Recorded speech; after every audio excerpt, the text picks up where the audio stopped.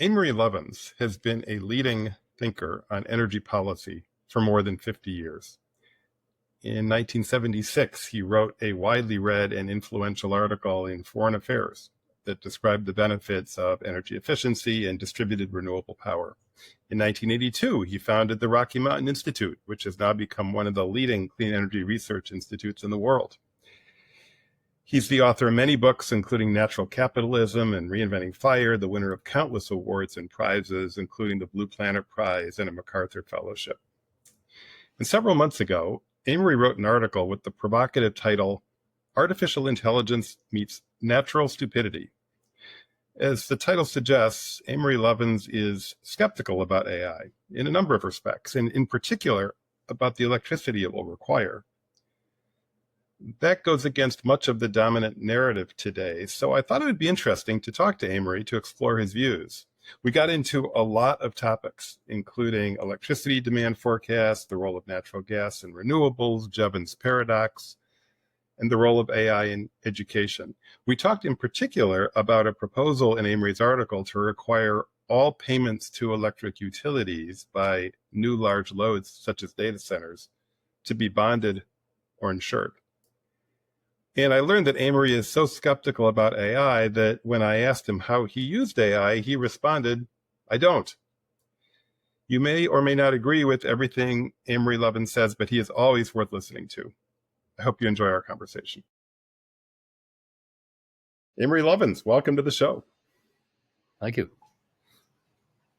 Amory, you wrote a characteristically thought-provoking article called Artificial Intelligence Meets Natural Stupidity. And in that article, you cover a lot of ground about AI, energy, and climate topics, and I want to get into a lot of the points you made. Let's start with the comparison you made between the late 1990s and today with respect to electricity load forecasts. Just elaborate on that. There was a lot of irrational exuberance in the late 90s about how much electricity we were going to need. And this was exacerbated in 99 when the coal industry sponsored Peter Huber and Mark Mills to write a prominent article in a business magazine called, I believe, Dig More Coal, the PCs are coming, making the point that the internet and information technology were the new tentpole holding up the economy. And if we wanted prosperity, we needed to build zillions of new coal-fired power plants because the internet was going to use half the nation's electricity by 2020. Well, that was off by an order of magnitude. But that the resulting hype about IT's electricity needs contributed to hundreds of power plants being built that weren't needed. And when the IT bubble burst in 2002 or thereabouts, the wreckage included well over $100 billion of losses. It totaled about $200 billion, of which ultimately the investors vaporized roughly 60%, and ultimately over a decade or two recovered maybe 40% if they're lucky. As demand very slowly, essentially stagnant much of the time, started to grow into the overbuilt supply. And we are now in kind of a rhyming moment in which I think rather strangely a lot of influencers around 2022, 3, 4 created hype that if we want prosperity, we need to give artificial intelligence data centers everything they need, including massive gas and nuclear power supplies. What an odd coincidence. Those are the two kinds of supply that have trouble competing in the market because efficiency and modern renewables, solar and wind in particular, are cheaper and also much faster, which you need if you want to build a lot of data centers before the other guy does. Well, in my article in May 2025, I surfaced substantial skepticism about AI, which sort of walked and talked and quacked like a bubble. And that view then over several months became not just from me, but from a lot of people, especially the financial community, rather widely accepted. And even some of the main proponents of AI boom are now saying it's been overhyped and kind of hang on to your wallet. I want to get into the issues you were talking about involving nuclear and solar and energy efficiency, but before that, maybe just wonder about your thoughts on kind of a response I've heard to the points you're making. I've heard people say it's true that there was not enormous load growth in the first 2 decades of this century, despite the growth of the internet, but those were for reasons that are not likely to be replicated in this decade. That, in the first decade of this century, we saw pretty significant loss of American manufacturing in some areas, and that suppressed electricity load growth. In the second decade, we saw a lot of data center load shifting from on-premises to the cloud, which made the data center load more efficient. And those were factors that led to suppressing the load growth. And that's not likely to happen again. That's what people are saying. Some people are saying. Do you have any thoughts or reactions to those points? Yeah, there was certainly substantial offshoring of industry, although at the same time we started to get loads from the burgeoning electric car business. Electric cars are something like a fifth of U.S. sales and a quarter of world and over half of Chinese and so on. We are told, however, that demand for electricity to run data centers is exploding. So if you look at the data, do you find exploding electricity demand? Not exactly.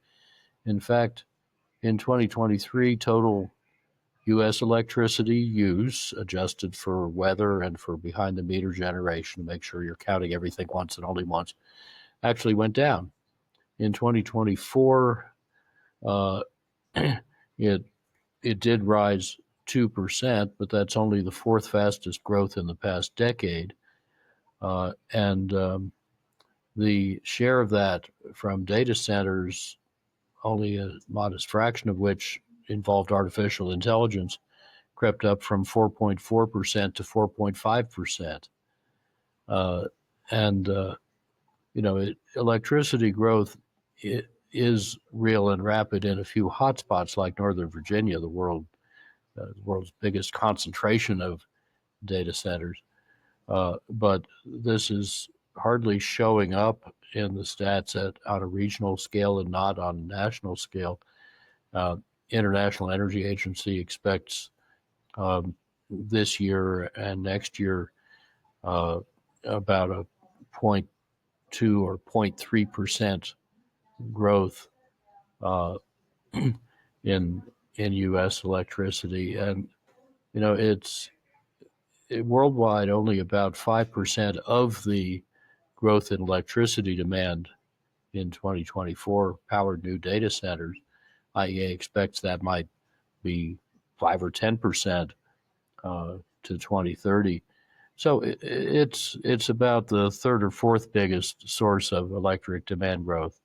Reshoring electric vehicles, heat pumps, which have outsold furnaces in the United States for several years now, are more important than that. And that's before counting huge piles of uncertainty in how much the data center load will actually grow, and even in the underlying demand for artificial intelligence services themselves.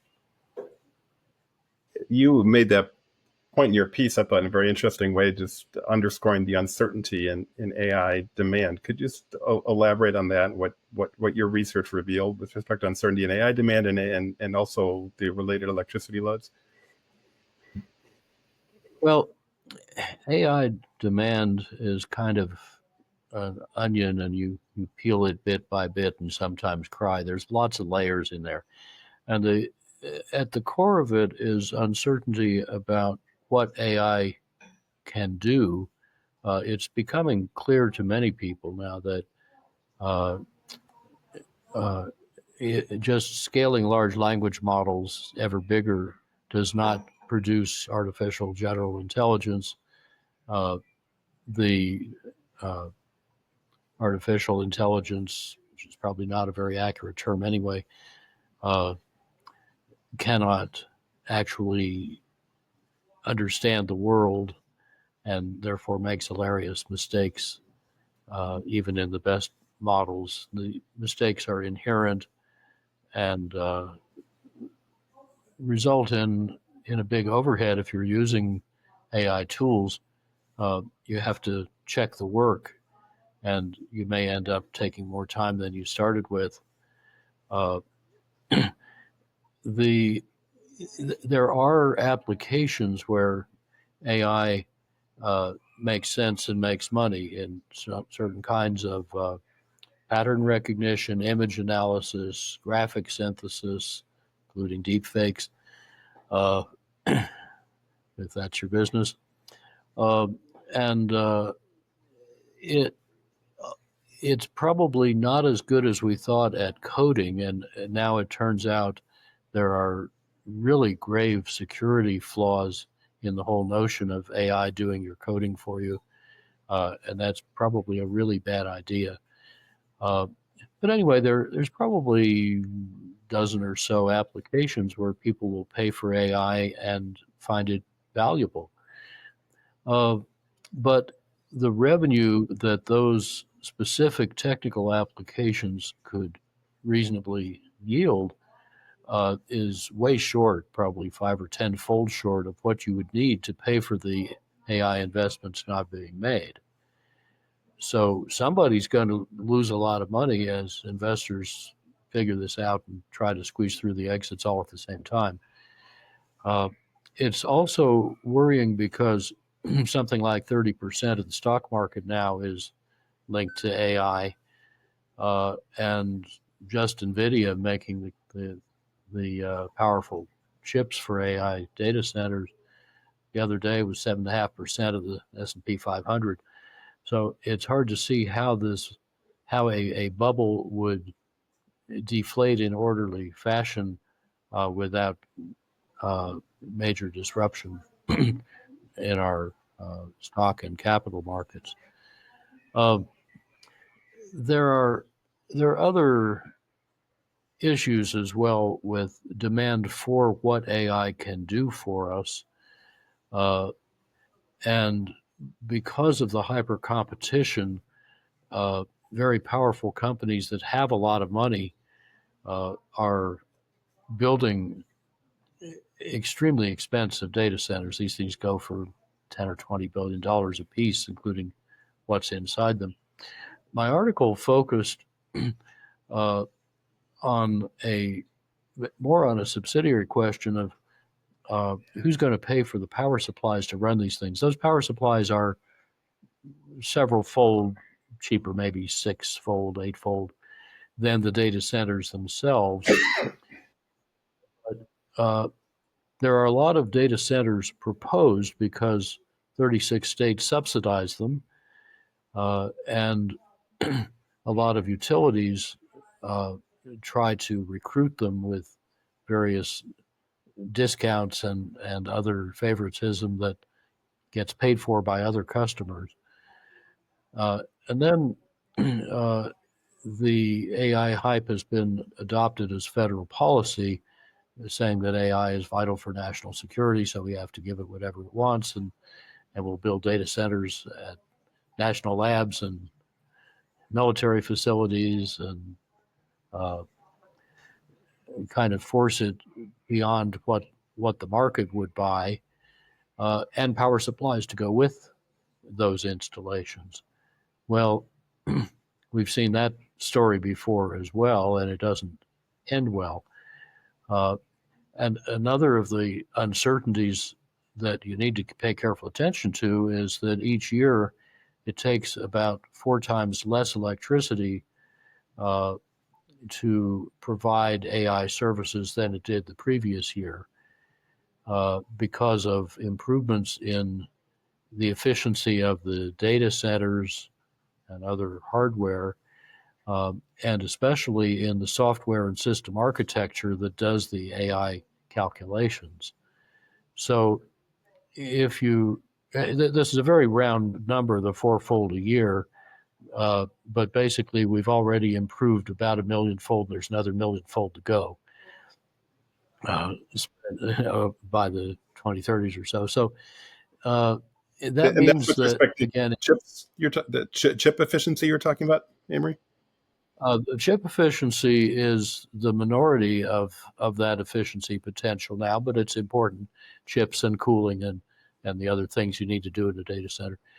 And just to give you a little idea, the last data center I co-led the conceptual design for,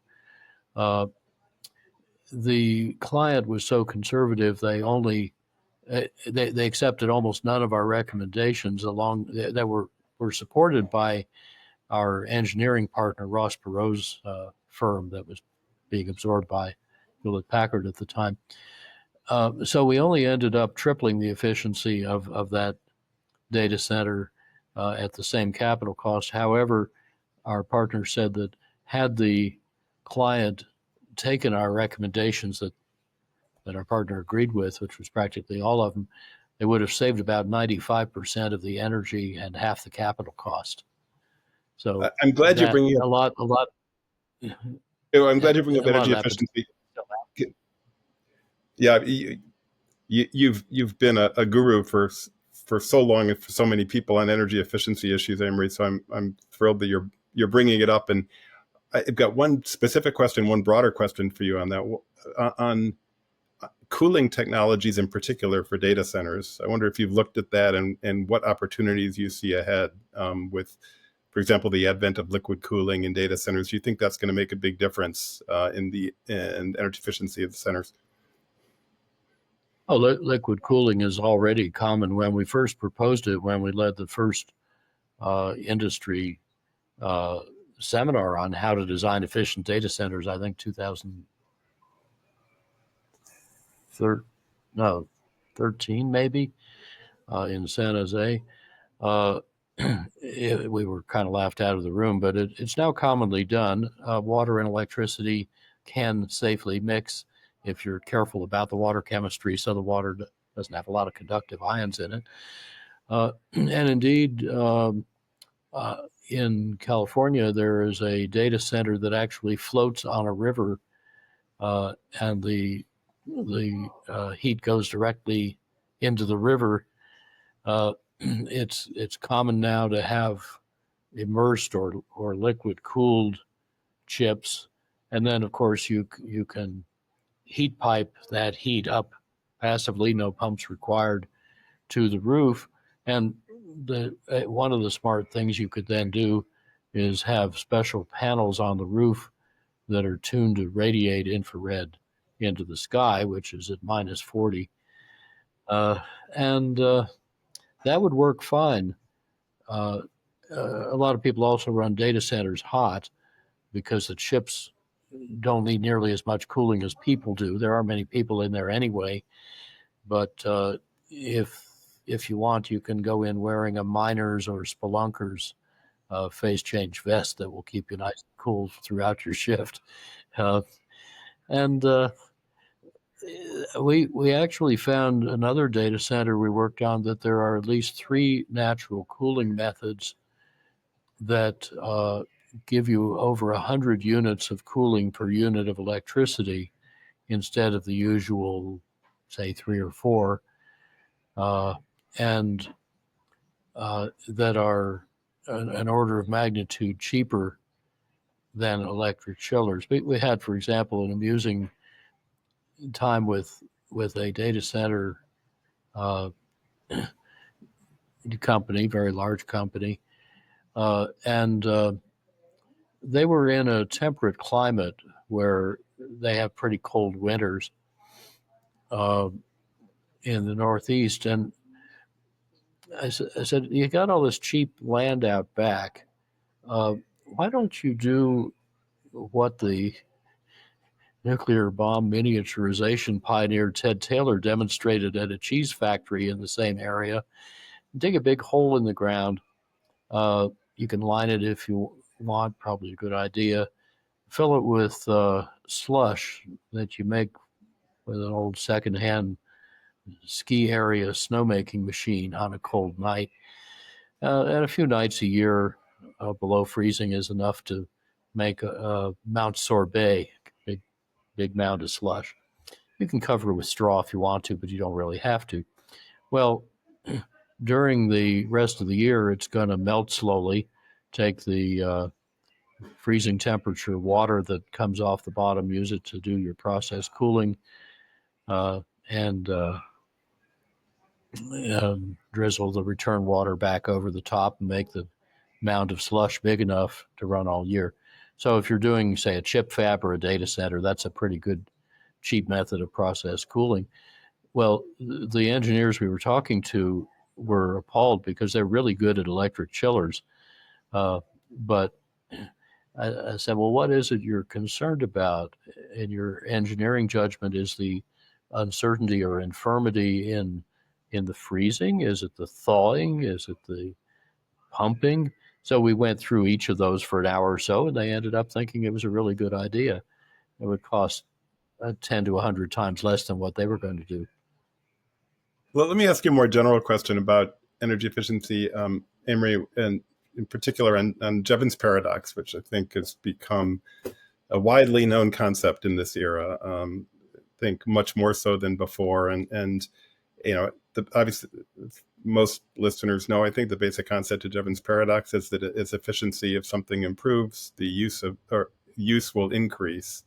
And that seems to be what we're seeing here in the world of AI and energy, that as the energy efficiency of chips in particular improves, we're seeing increased usage. And people make the argument that there's essentially an infinite demand for intelligence. So even as we see improved efficiency of these chips, we're likely to see continued dramatic increases in energy use. What do you think about that line of argument? Well, that's a whole layer cake of fallacies. The so-called Jevons paradox, that efficiency is at least partly offset by increased use, is true but unimportant. And in fact, in our book, Reinventing Fire, we explicitly accounted for it. It changed the result by a few percent because we relied on sound literature measuring this effect. It's very difficult to measure, actually, but it turns out to be quite small. And the notion that you could get backfire where efficiency makes you use more rather than just save a bit less has never been observed and is very unlikely to be observed. It leads to paradoxes and nonsense. I mean, if you think about it, a lot of the things we do with energy are subject to saturation. You don't really want to sit in your car a lot more than an hour a day if it becomes cheaper to run the car because it's more efficient. You don't want to freeze the milk in your refrigerator by turning the thermostat down or running it more because the stuff in there is already cold. You don't want to wash clothes that are already clean and so on. And there's a large literature on Jevons paradox, the majority of which I'd say is nonsensical and unsupported by observation. We may get very substantial growth in demand for AI services uh, as security flaws and hallucinations or fabrications or whatever the latest euphemism is for error built into those systems becomes more costly and perhaps more dangerous. Uh, I think there's a sort of correction coming in those expectations, but also you have to ask how much revenue will people be willing to provide for those services, and unfortunately, some firms, including uh, say Microsoft in the Office suite or Google, are cramming AI down on customers that don't want it, and then they're raising the price and say, "Oh, look at all these wonderful new features."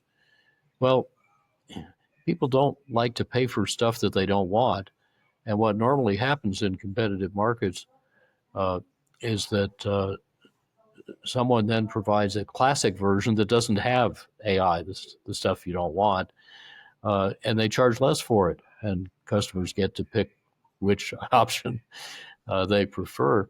And I think if the big tech firms don't provide that themselves, others will. And I'm also in my teaching at Stanford finding a curious thing. This year and last year, I've been asking our students how they use AI, and I told them a story of a student last year who had just prepared his weekly written work product and kindly asked me, "May I polish this with ChatGPT?" So I said, "How would you feel if I graded your paper using AI?"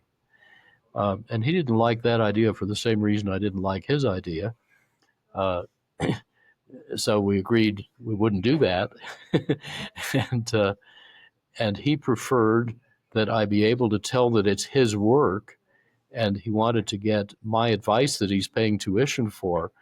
And when I told that story to the class, they all agreed. Every one of them said that they do not uh, use AI for creating stuff because it dulls their critical faculties and creative skills.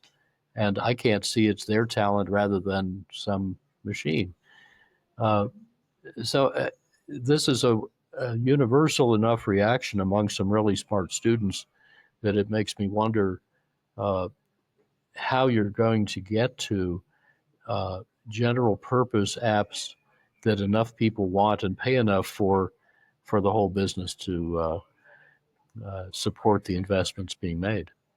This is a big topic, which I know we're talking a lot about at Columbia and all over the education system, I think around the world, what the implications are of this technology and how to make sure students continue to learn the availability of this technology. And we're going to be getting into this topic more in future episodes of the AI Energy and Climate podcast. I think it's as interesting, as important as anything going on.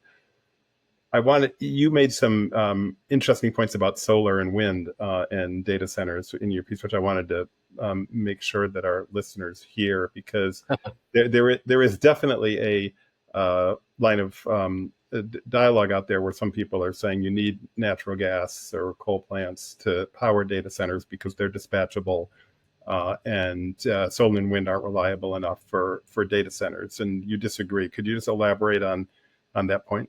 Yeah, this is a very common misconception. It is quite true that wind and solar are subject to decrease or interruption by the rotation of the Earth and by weather. These are well-known issues called night and calm. Uh, Happily, they're easy to engineer around, and that is why many countries get half, three quarters, or more of their electricity from renewables today, including countries that have little or no hydropower. Uh, and they do that because it's uh, cheaper, faster, cleaner, and more reliable. Uh, there's an interesting demonstration of this that I just saw on June 27th in Sparks, Nevada. The leading battery recycler is Redwood Materials, founded and run by J.B. Straubel, who was one of the great pioneers in Tesla's vehicles. And they have a new activity called Redwood Energy, which has built the biggest microgrid in North America, running modular data centers built by a leading builder called Crusoe right on site.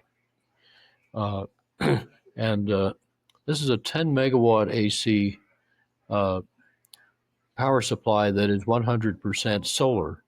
What they did is strikingly simple. They lay 20 DC megawatts of solar panels on the ground, no concrete, no racks, and they hooked them up to about 800 used electric car batteries of various sizes, shapes, voltages, chemistries, and so on, which they electronically melded into a single 63 megawatt hour storage device. And each of the batteries is just wrapped in a white tarp and sitting on cinder blocks on the ground. And it can be hot swapped. So you get a few more years of life out of it before you recycle it in Redwood Materials and sell the materials back to the battery factory down the road to make new ones.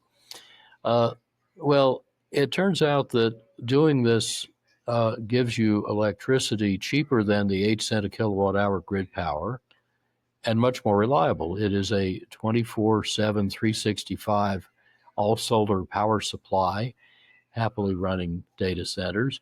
And they built the whole thing in 4 months. Well, it takes you about 18 to 30 months to build a data center. And people are arguing about or guessing about, well, will Mr. Jones's data center over here actually get built? And then we can hope it'll thrive for decades to pay off its electric investments. But yeah, there's that risk of maybe it won't be there for a long time, but at least will it get built? Because so many of probably the great majority of the proposed data centers are not real. They're speculative, multiple counting the same proposal in different places, or things that just won't happen. But if you don't need to argue about whether the data center is going to get built, there's a lot less risk to the builder of the power supply. All you need to do is wait till the data center is mostly built and then build one of these 4-month solar rigs. There's plenty of supplies of everything you need to do that. And it gives you low and constant price electricity around the clock. Oh, and by the way, the data center doesn't need nearly as reliable power supply as that microgrid produces. Why not? Well, because data centers have a lot of different things going on. Some of them need to be highly reliable, some do not. Some can be moved to different times. And starting in about April 25, there was an important paper out of Duke University's Nicholas School, and then others after that, pointing out that if, say, 1/4 or 0.5% of the time a data center in a predictable way can crank down its demand substantially, maybe by half or so, for an hour or a few hours, that frees up enough utility assets that fit that capability and are already built and sitting there to run all the proposed data center growth. In other words, a little bit of flexibility goes a long way in not needing new power supplies. And initially, everybody, perhaps except Google, was skeptical about that. But now there are companies like Emerald that are deliberately exploiting that flexibility opportunity, and it changes the supply picture profoundly. Well, Amory, this is fascinating, and we're running out of time. I did want to focus on one particular issue you talked about in the paper, which I think is innovative and interesting, which is a bonding proposal or insurance proposal related to power generation for data centers. Could you just explain the idea there and what problem you think it's solving? Well, it's a very simple conservative idea that if a big new load shows up in your utility service territory, uh, they ought to bring their own power supply or pay for one built for them and not impose burdens on other customers. Well, some states already require that the power supply for new loads like that be bought under a take or pay contract so that the developer has to pay for the power supply built on its behalf, whether or not they actually end up needing the power. And that's good, but of course, a big tech company would have very smart lawyers who will structure a throwaway subsidiary uh, that then goes poof and the load or the burden falls on the other customers anyway. So to guard against that, I suggested that uh, the contract guaranteeing to pay for the power supply over time or upfront should be backed by a strong bond or insurance policy. And that has two advantages. One is that the risk of default gets priced by independent risk management experts in the capital markets rather than by parties to the transaction. And second, the risk will get paid for by the developer uh, who hopes to profit from the venture. And that's a rather conservative principle. You keep risk and reward together with the same party rather than unloading the risk on somebody else. And I have a piece coming out shortly in a magazine much read by utility regulators, and I hope some of them will pick up on it. And I think the bond markets will realize, well, here's an interesting new product we could sell. Maybe they'll start pushing it. And I think this also helps with other kinds of public goods. Uh, it's possible that AI may end up saving a lot of energy across the economy, although it's hard to know how much and whether it's for sure going to be more than AI consumes. Uh, but granting that may well happen, one of the other things we need to think about, uh, as Will and Holly Alpine point out, they're former senior AI people at Microsoft. The one of the biggest markets for AI services is oil and gas exploration, and these tools are pretty good at finding oil and gas and making it cheaper to get more of out of the ground.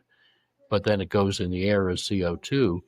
So nobody really knows whether energy savings, net savings, as achieved by AI, may be offset in their, say, climate benefits by additional fossil fuels burned because we used AI tools to make them more available and cheaper.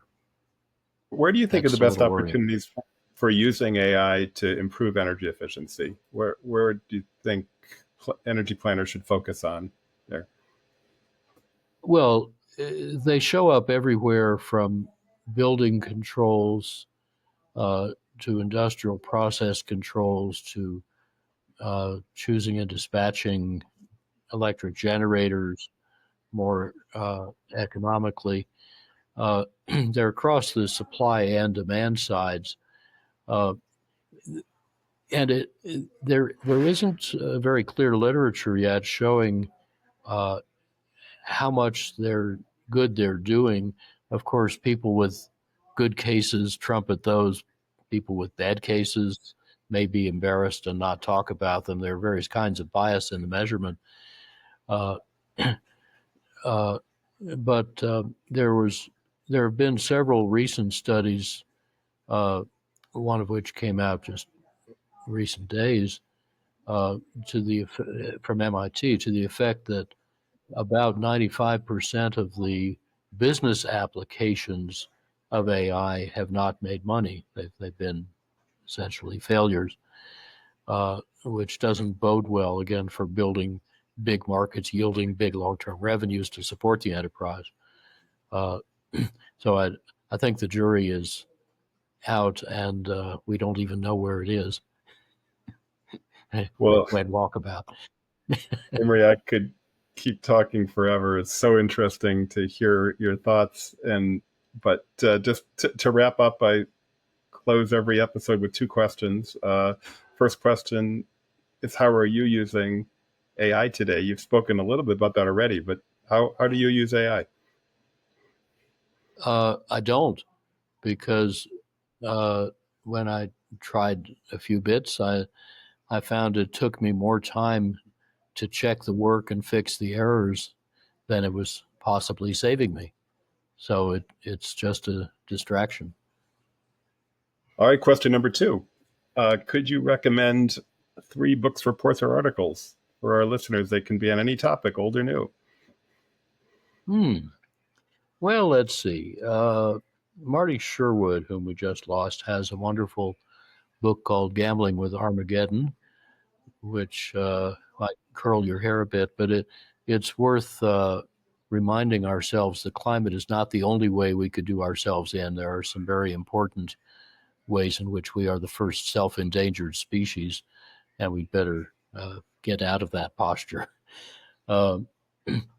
Then there's a wonderful story or study done a few years ago by 50 Hertz, the most reliable grid perhaps in the world, a former East German power grid, and its Belgian owner partner Elia. And we can post the URL for that. It's a little complicated, but it shows that to deal with the Dunkelflaute, the dark doldrums in Central Europe, you only need 1 or 2 weeks of backup, not months or seasons or years as often claimed. So that's a very good debunk of a very common fallacy, again, about the supposed unreliability of renewables and need for so-called baseload. I mean, just remember, let's say South Australia gigawatt scale grid has over 3/4 solar and wind supply right now. They have no hydro. They have nothing you would call baseload. They do have a lot of big batteries that stabilize the grid nicely, and they just got inquiries from 37 big companies wanting to come there with loads totaling 10 times the total use in the state. But those companies want the cheap, reliable power of solar and wind. And I guess the third suggestion is a little pocket-sized edition of the Chinese classic Tao Te Ching, spelled Tao Te Ching. It's a version by Stephen with a PH Mitchell. And of the 200 or so English versions, it's by far the most lucid and intelligible. The scholarly translations are pretty unintelligible, but this really captures the essence of a kind of way of being that I've found very helpful, and it's made me a lot more effective. And it takes on kind of a libertarian cast, actually, like the famous little verse, "Govern a great country as you'd fry a small fish. Don't poke at it too much." Amory Lovins, thank you so much for your time today. Thank you so much for your insights and wisdom and teaching over so many years. It's great to see you. You're welcome. Take care. Amory, that's